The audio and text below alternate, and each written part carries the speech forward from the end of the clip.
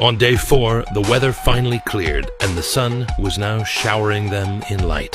Despite the situation, they were completely overwhelmed by the sheer beauty of the location. They used this break in the weather to properly bury their dead crew members under the snow.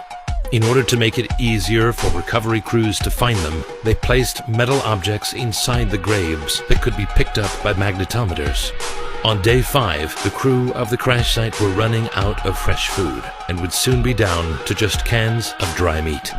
That day, Robbins went out to look for more equipment and found a camera that belonged to Lopez, the photographer who died in the crash. He took some pictures of the crash site and stored the film in his sleeping bag so he wouldn't forget it. On day 7, the weather around the ship finally cleared, and a rescue plane left Pine Island in search of the crew. Using the last confirmed location of the plane, the rescue team started scanning the ground back and forth in a ladder search pattern. As they reached land, the weather became overcast and any hopes of seeing the crew had disappeared behind a sea of fog. At this exact moment, Frenchie woke up in a daze and said he heard the sound of a plane in the distance. He hadn't heard anything. He was simply dreaming about being rescued.